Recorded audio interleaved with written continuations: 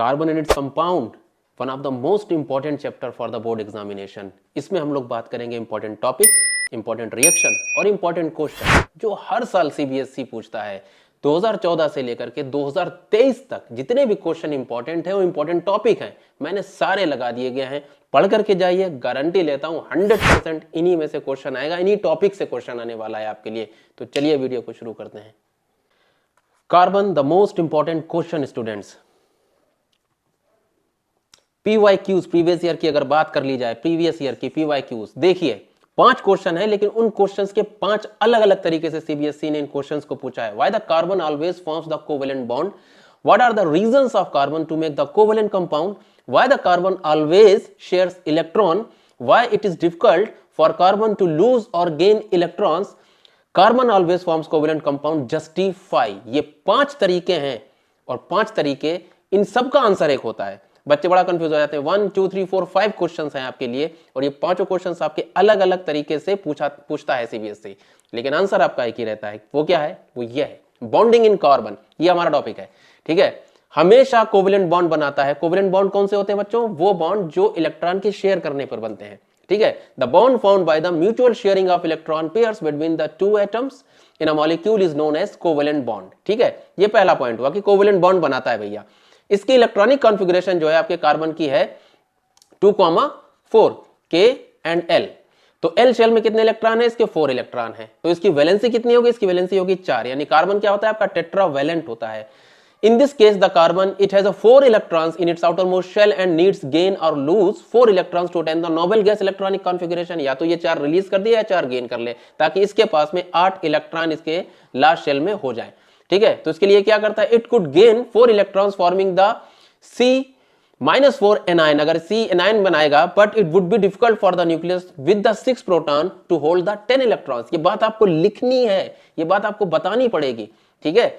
It could loose, अगर ये चारों इलेक्ट्रॉन अपने निकाल देता है तब भी आपका न्यूक्लियस जो होगा वो अनस्टेबल हो जाएगा। But it would require the large amount of energy, यानी आपकी ये 4 इलेक्ट्रॉन ये भी निकल जाए, तब 2 यानी डुप्लेट का रूल लग जाए यहाँ पे, तो 4 इलेक्ट्रॉन्स का निकलना इंपॉसिबल होता है। इसमें आपको लार्ज अमाउंट ऑफ एनर्जी चाहिए होगी to remove the 4 electrons leaving behind the carbon with 6 proton in its nucleus holding the just 2 electron. सिर्फ 2 इलेक्ट्रॉन बचेंगे ना यहाँ पे, देखिए ये 2 इलेक्ट्रॉन और 6 प्रोटॉन, तब भी आपकी अनस्टेबिलिटी क्रिएट हो जाएगी।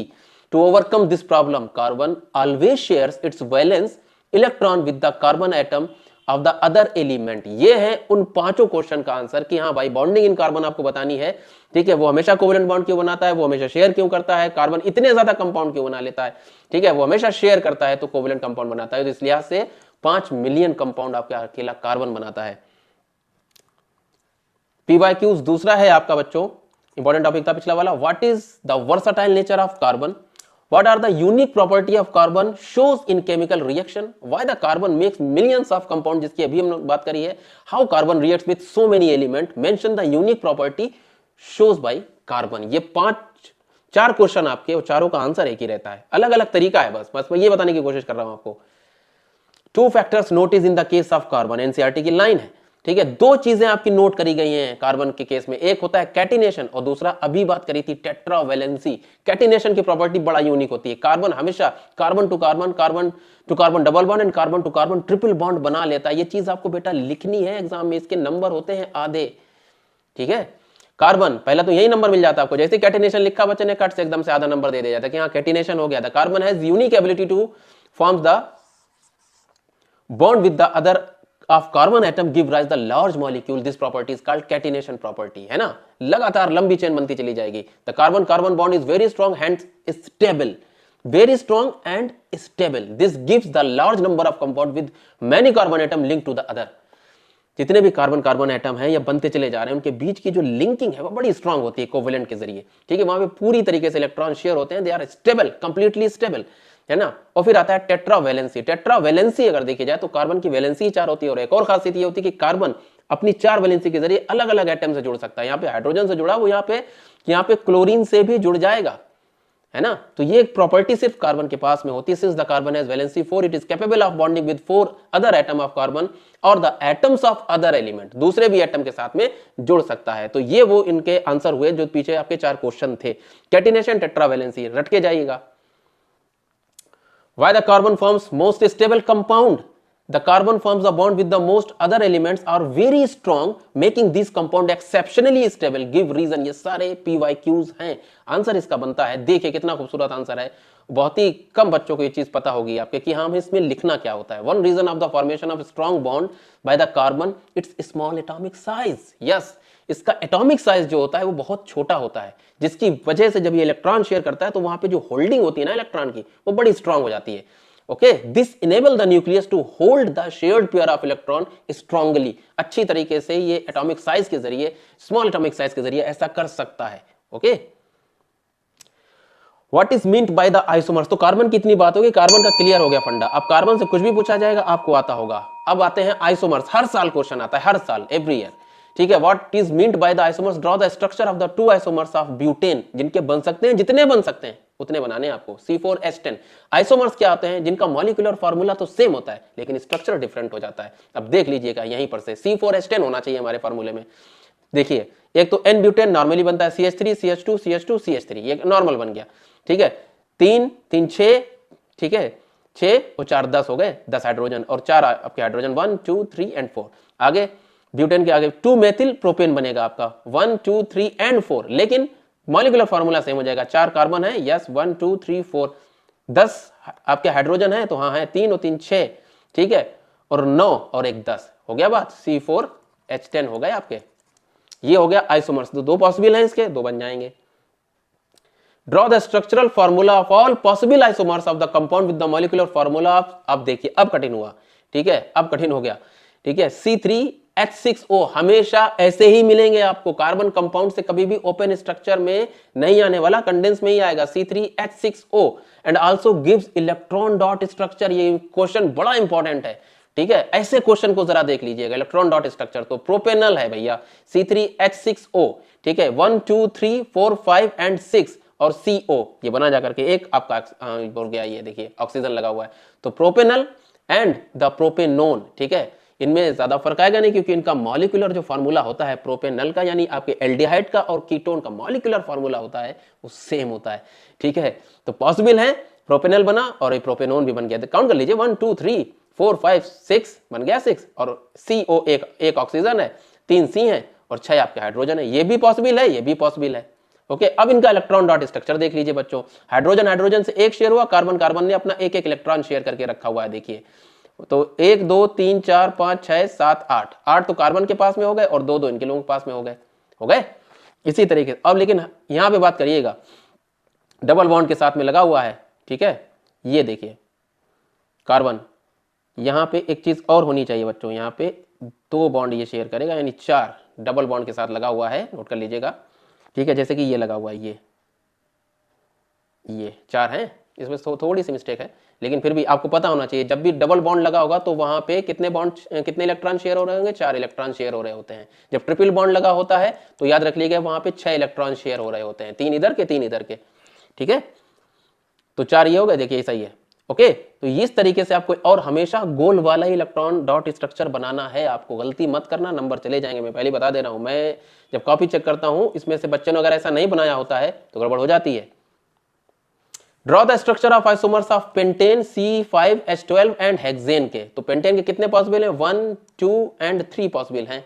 तो एक तो नॉर्मल N पेंटेन बन जाएगा आपका, फिर 2 मेथिल ब्यूटेन बन जाएगा आपका, और फिर 2,2 डाइमेथिल प्रोपेन भी बन जाएगा. काउंट कर लीजिए, 3 3 6 3 9 3 6 12 हाइड्रोजन हो गए, 5 1 2 3 4 एंड 5 हो गया. इस तरीके से आपको ये काम करना है. अब आता है आपका हेक्सेन का. अब नॉर्मल तो N हेक्सेन तो यही हो गया, CH3 CH2 CH2 CH2 CH2 and CH3, और उसके बाद में 2 मेथिल लगा दीजिए, 2 methyl pentane, 3 methyl pentane, 2,3 dimethyl butane बन गया. ये देखिए 2,2 डाइमेथिल. अब लेकिन इन सबका स्ट्रक्चरल, ठीक है, स्ट्रक्चर जो है वो डिफरेंट हो रहा है लेकिन मॉलिक्यूलर फार्मूला सेम हो रहा जाकर के है. ठीक है, और फिर लास्ट में बना जाकर के 2,2 डाइमेथिल ब्यूटेन. ये देख लीजिए 3 3 6 3 9 10 11 12 13 14, इस तरीके से. पीछे देख लीजिए, ये C 14H है और 6 कार्बन हो गए आपके. Next question. क्वेश्चन बहुत इंपॉर्टेंट है. क्वेश्चन को बहुत अच्छे तरीके से समझिएगा, और ये इंपॉर्टेंट टॉपिक भी है, हर साल आया, पिछले साल भी आया था. देख लीजिए, when a substance A heated with the heated in the presence of substance B, it forms the compound C. The compound C is used in the pickles as a preservative. बस एक इंडिकेशन आपको देनी है, इनको एक indication देंगे आपको, आप समझ जाइए कि जो C बना ये रहा आपका A और ये रहा आपका B, ठीक है। तो A B C या P Q या फिर R। अब ये PQRS वाला फंडा लेकर के आ गए CBSE वाले, ठीक है। पहले ABCs में खेलते थे, अब ये PQRS में खेलते हैं, ओके। तो आपका पता होना चाहिए जो ये चीज बनी है, ये जो पिकल्स में यूज होता है प्रिजर्वेटिव की तरह, वो आपका सिर्फ आपका एसिटिक एसिड यानी विनेगर होता है।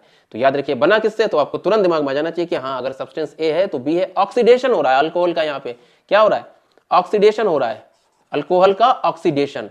जब भी अल्कोहल का ऑक्सीडेशन होगा, अल्कलाइन KMnO4 या फिर एसिडिफाइड K2Cr2O7 प्लस हीट आप उसको हल्का सा गर्म कर देंगे, आपका क्या बन जाएगा, एथेनोइक एसिड बन जाएगा, ओके। ये है रिएक्शन, इंपॉर्टेंट रिएक्शन है बेटा। और आपका KMnO4 और K2Cr2O7 किसकी तरह एक्ट करता है, तो they act as a oxidising agent. Reaction of ethanol, ठीक है, रिएक्शन ऑफ एथेनॉल का देख लीजिए जरा क्या कर रहा है, दोबारा से इंपॉर्टेंट पार्ट है ये एथेनॉल का। द रिएक्शन विद सोडियम, अगर सोडियम के साथ में एथेनॉल रिएक्शन करता है, इंपॉर्टेंट लगा मैंने डाल दिया, सोडियम एथॉक्साइड और हाइड्रोजन गैस निकलती है 2Na plus C2H5OH plus CH3CH2ONa, ठीक है। क्या बन रहा, sodium ethoxide plus hydrogen gas निकल जाएगी। व्हाट हैपन व्हेन, क्वेश्चन है आपका, sodium reacts with ethanol, how will you convert the alcohol into the sodium ethoxide. ये क्वेश्चन के तरीके हैं CBSE के, आगे आ जाइए, ठीक है। What happens when the alcohol heated with excess sulphuric acid, क्या होता है जब अल्कोहल को एक्सेस सल्फ्यूरिक एसिड के साथ में हीट किया जाता है। Substance A heated with the substance B at 443 K and form the unsaturated hydrocarbon. Identify ABC, mention the role of substance B. When the substance Q heated with the substance R, same question वैसे ही ABC की तरह PQRS कर दिया गया है, ठीक है। तो यहाँ पे समझ जाइए कि आपके अल्कोहल को, ठीक है, क्या किया जा रहा है, उसको डिहाइड्रेट किया जा रहा है। क्या किया जा रहा है, डिहाइड्रेट, इससे वाटर निकाला जा रहा है। एथेनॉल को ठीक है, रिएक्शन है ये, इसमें से वाटर निकाला जाएगा, किसकी मौजूदगी में निकलेगा, H2SO4 की, क्या बन जाएगा, एथिलीन, ओके। ये है heating the ethanol at 443 K, यही लिखिएगा। Excess concentrated sulphuric acid result in dehydration of ethanol gives the ethene, ये रहा कीवर्ड, ये रहा कीवर्ड। और रोल ऑफ H2SO4, ये रहा कीवर्ड आपका, और रिएक्शन के अलग से मार्क्स आपके, ठीक है। How will you convert the ethanol into the unsaturated hydrocarbon, कैसे कन्वर्ट करोगे, तब भी यही क्वेश्चन बनेगा जाकर के आपका, बहुत इंपॉर्टेंट हिस्सा है ये, ठीक है। Reactions to give unsaturated hydrocarbon, alcohol को ही कन्वर्ट कर सकते हैं 443 पे। What happens when the alcohol reacts with ethanoic acid in the presence of sulfuric acid? What are the esters? दूसरा question, and how they are prepared, list two uses.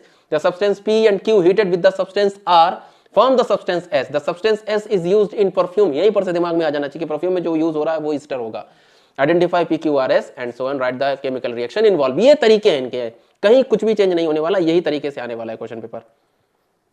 Reaction of ethanoic acid, esterification इस reaction को बोला जाता है। पहला तो ये जो when the ethanoic acid reacts absolute ethanol के साथ में is with an acid, excess of acid, ester, acid act as a catalyst, ये नोट कर लीजिए, एसिड जो होता है वो कैटालिस्ट की तरह एक्ट करता है। तो आपका एथेनोइक एसिड, अल्कोहल, रिएक्शन करवाया आपने, क्या बन गया, ईस्टर, CH3COO, ठीक है, प्लस H2O आपका निकल जाएगा।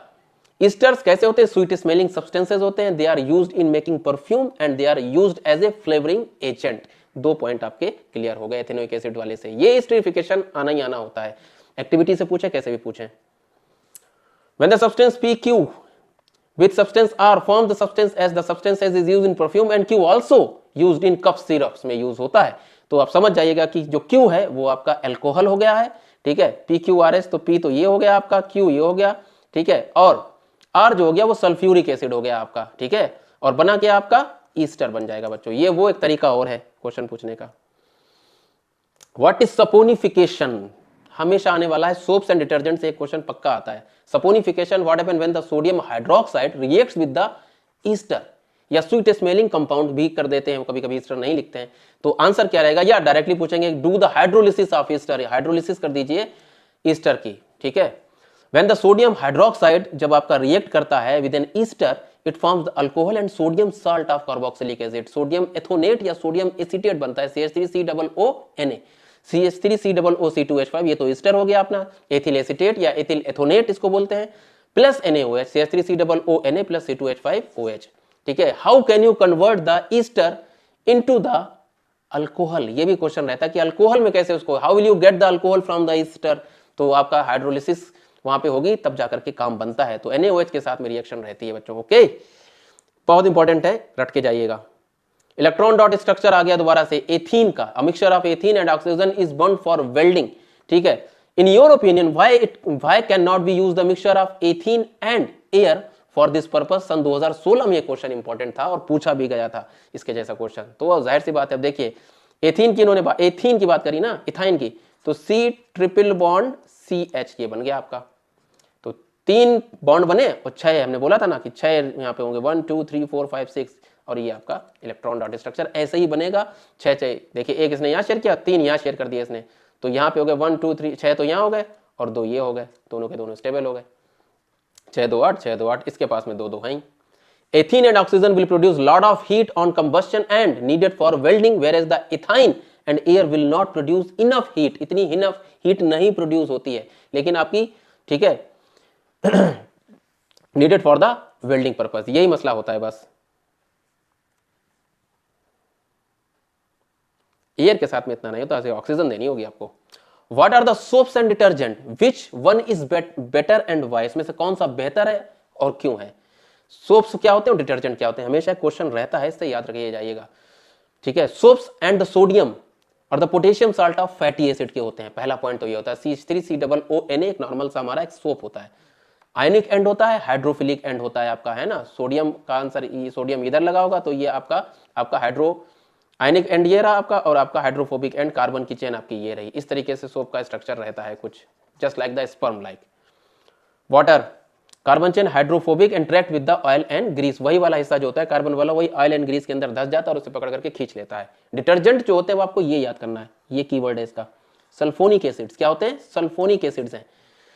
रिएक्शन ये मत लिखिएगा, लिख देना तो कोई बात नहीं, लेकिन हाँ सल्फोनिक एसिड्स होते हैं, सोडियम और potassium salt of sulphonic acid, ये केमिकल है, ठीक है, जो कि खतरनाक होता है इन्वायरमेंट के लिए। Soaps are better because they are biodegradable, ये तो फैटी एसिड्स के ही होते हैं, एंड लेस एक्सपेंसिव होते हैं। डिसएडवांटेज आप देख लीजिए, soaps form the scum with hard water. अब ये सोप की ये डिसएडवांटेज हो गई है, और ये डिटर्जेंट की खासियत होती है, दे रिएक्ट और they can be use with the hard water. इनको हार्ड वाटर के साथ में यूज किया जा सकता है, डिटर्जेंट आपके यूज होते हैं और वो अच्छा झाग भी बनाते हैं, ठीक है। तो ये एडवांटेज हो गई। डिटर्जेंट की एक और डिसएडवांटेज होती है, they are expensive. Explain the action of the soap in removing the oily spot from the piece of cloth. बहुत इंपॉर्टेंट क्वेश्चन है, आना चाहिए भाई, किस तरीके से सोप एक्शन करता है। तो क्लींजिंग एक्शन, आप सोप रट्टा मार लीजिए, स्क्रीनशॉट ले लीजिएगा इसका। Soap has ionic end which is a hydrophilic, interact with the water के साथ में रिएक्ट करता है वो। Carbon chain is hydrophobic, interact with the oil and grease. ये हिस्सा जो हो गया सोडियम वाला आपका, ये आयनिक एंड हो गया आपका, और ये हो गई आपकी कार्बन चेन, जो कि आपके ग्रीस और मड में जाकर के, ठीक है, इंटरेक्ट करेगी जाकर के। The soap molecule orient themself in a cluster in which the hydrophobic tails are inside the cluster, अंदर की तरफ होती है, and ionic end face outside water में। This cluster is called micelles, इनको क्या बोलते हैं, micelle formation. These attract oil which is washed away by the water. ये खींच करके ले आती है इधर की तरफ, ये फिलिक वाला पार्ट है, लविंग पार्ट है इधर का नेगेटिव, तो इधर से खींच करके बाहर आ जाता है। What are micells and why does it form when the soap is added to the water, and will the micelle will found on the other solvents such as ethanol also? क्या ethanol में बनते हैं ये कि नहीं बनते, ये भी प्रीवियस ईयर का क्वेश्चन है, इंपॉर्टेंट है। मिशेल जो होते हैं वो क्लस्टर होते हैं molecules which is hydrophobic tails, ये इंपॉर्टेंट है बेटा, and inside and the cluster जो होता है the ionic end at the surface. ये आपके कीवर्ड है, आपको हाइड्रोफिलिक और हाइड्रोफोबिक जैसी चीजें आपको लेके आनी है। Okay, soaps molecule when dissolve in water they orient in the cluster due to the hydrophobic part of molecule orient themselves away from the water। ये सपोज कर लो यहाँ पे पानी है, ठीक है, फर्ज कर लीजिए यहाँ पे, तो ये चीज आपकी सोडियम वाला हिस्सा पानी की तरफ आएगा और ये अवे चले जाएंगे, वो चीज हट जाएगी, इधर से हटेगी ये चीज, ठीक है। No micelle will not be form in alcohol में, वो बनेगी नहीं, ठीक है। They arrange toward inside in the cluster and the hydrophilic part remains the outside of the cluster. ये पूरी बात आपको याद कर लेनी है, रट्टा मार लेना है इसका, ठीक है। इसके अलावा कुछ भी मत लिख करके आइएगा और डायग्राम जरूर बना दीजिएगा, ये वाला अच्छा रहता है। 3 से 5 नंबर में बात होगी। थैंक्स लविंग वंस वीडियो देखने के लिए। उम्मीद करता हूं कि वीडियो आपके लिए काफी मददगार साबित होगा, और लाइक एंड सब्सक्राइब जरूर कर दीजिएगा बच्चों, ताकि और वीडियो मैं आपके लिए बना सकूं। उम्मीद करता हूं आप सब अच्छे से पेपर करके आएंगे, ये टॉपिक इंशाल्लाह आपको जरूर फंसने वाले हैं। ओके, टेक केयर, खुदा हाफिज़।